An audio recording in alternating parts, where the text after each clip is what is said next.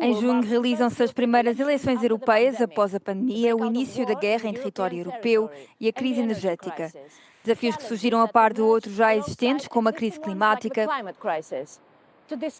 Para discutir o que está em jogo nas próximas eleições, falámos com o primeiro-ministro da Grécia, Kyriakos Mitsotakis. Prime Minister, thank you for having us. Thank you. Senhor Primeiro-Ministro, obrigada por nos receber. Faltam menos de 3 meses para as eleições europeias. Quais são os maiores desafios para a Europa, na sua opinião, e o que está em jogo nestas eleições? Penso que estas eleições são particularmente importantes para toda a Europa, dado o contexto económico e geopolítico mais vasto. Estão a decorrer num período muito turbulento, com uma guerra a assolar o nosso flanco oriental e uma crise humanitária considerável em Gaza, numa altura em que a Europa está a sair de 5 anos muito difíceis.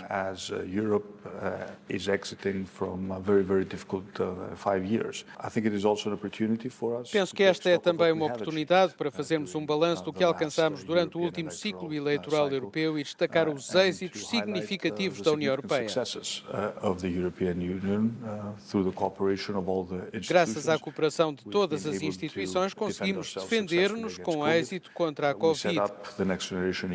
Criámos o Next Generation EU, que para países como a Grécia se reveste de especial importância para nos ajudar a impulsionar o nosso crescimento e também facilitar a transição ecológica e digital.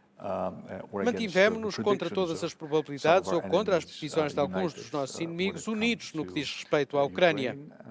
E agora temos de nos concentrar no próximo ciclo e garantir que estamos preparados para enfrentar os novos desafios que se avizinham.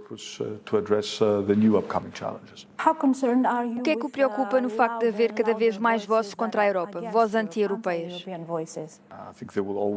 Penso que haverá sempre vozes que contestam os êxitos da Europa e, de facto, algumas queixas podem ser justificadas.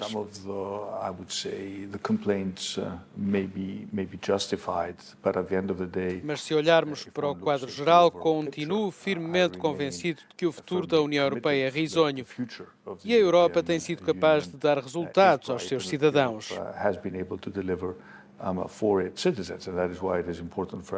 É por isso que é importante para nós defender o que alcançamos, mas também o que precisamos de alcançar no futuro. Porque quando olhamos para o próximo ciclo eleitoral e para as grandes questões que temos pela frente, as que eu pessoalmente destacaria são 3. Em primeiro lugar, a necessidade de transformar a autonomia estratégica de um slogan em uma política real e efetiva. Veja-se o caso da defesa, por exemplo. Não só precisamos de gastar mais em defesa, como precisamos de coordenar as nossas despesas com a defesa.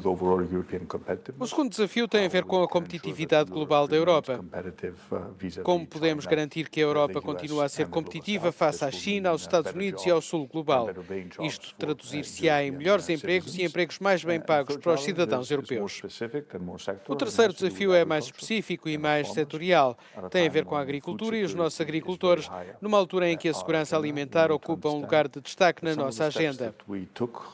Temos de compreender que alguns dos passos que demos nos últimos 5 anos, no que diz respeito à transição verde, exerceram uma pressão muito maior do que a prevista sobre os nossos agricultores e que temos de garantir que a transição ecológica é executada a uma velocidade que não afete significativamente o rendimento dos nossos agricultores. Diria que, por vezes, o maior inimigo da União Europeia é a própria União Europeia. Somos 27. Estou a falar do Conselho Europeu, que se reúne várias vezes por ano numa sala e todos temos de chegar a acordo por unanimidade. Este é um processo que, inevitavelmente, tem de levar tempo e também que envolve compromissos e que, por vezes, exige um passo atrás para alcançar o bem comum europeu.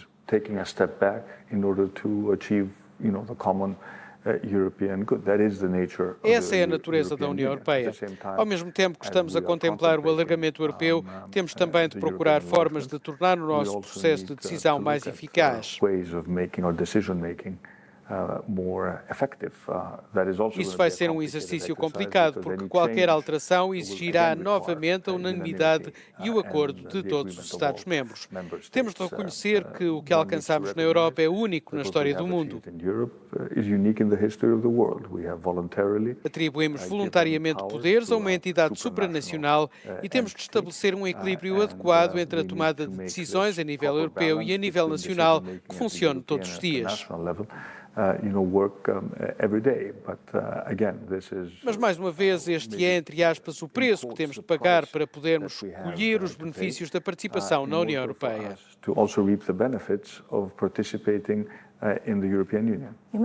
Mencionou algo sobre a autonomia de defesa da Europa como um desafio a enfrentar. Também diria que essa autonomia de defesa da Europa é uma prioridade da próxima Comissão e do próximo Parlamento?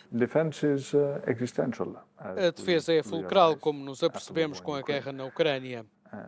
Talvez alguns países tenham acreditado que a paz trazida pelo colapso do Muro de Berlim e pela queda da União Soviética iria durar para sempre.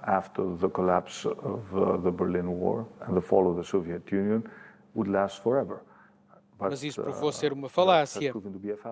Nunca estivemos nessa posição porque sempre gastámos um montante significativo em defesa devido a desafios geopolíticos regionais específicos.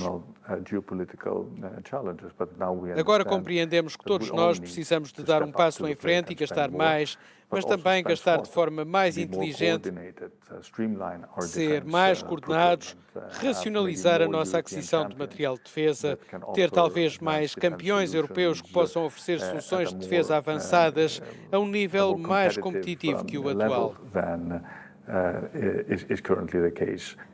Senhor Primeiro-Ministro, vimos anteriormente alguns Estados-membros da União Europeia, Grécia não está entre eles, lutarem para convencer os cidadãos a participarem nas eleições europeias. Por que é que diz que é importante que as pessoas saiam para votar? Porque o que acontece em Bruxelas e com quem nos representa no Parlamento Europeu é importante. As decisões que são tomadas em Bruxelas e Estrasburgo são muito importantes para a nossa vida do dia a dia e precisamos de enviar pessoas qualificadas para o Parlamento Europeu.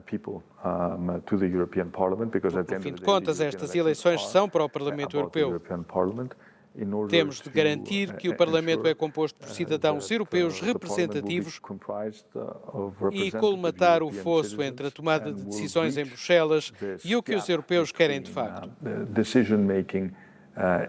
In Brussels and what the European people really want. So it is O Parlamento Europeu é a mais democrática de todas as nossas instituições e é por isso que participar nas eleições europeias é importante. Somos um partido fortemente pró-europeu, pelo que não seria de esperar que eu dissesse outra coisa. É claro que estamos a dar o nosso melhor para mobilizar as pessoas e para garantir que aquilo que tradicionalmente é uma eleição pouco participada, talvez desafie a tendência e tenha uma maior participação. Thank you very much for this talk. Thank you very much.